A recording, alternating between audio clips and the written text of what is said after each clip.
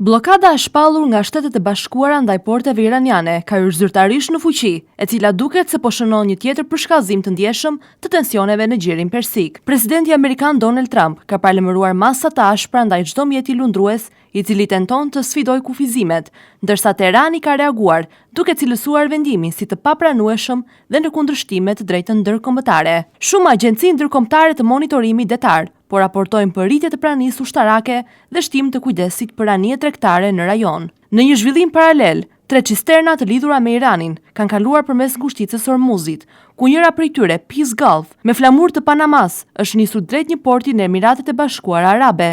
Sipas të dhënave të transportit detar, anije duke drejtuar drejt porteve iraniane dhe për këtë arsye nuk bien drejt për drejt në efektin e bllokadës së re amerikane. Nga ana tjetër, përfaqësuesi i Iranit në Kombet e Bashkuara ka dënuar vendimin e Washingtonit duke cilësuar atë si shkelje të rëndë të sovranitetit dhe cënim të parimeve bazë të së drejtës ndërkombëtare të detit. Në një letër drejtuar sekretarit të përgjithshëm të OKB-s, Antonio Guterres, ai ka kërkuar ndërhyrje për të parandaluar përshkallëzime të mëtejshme.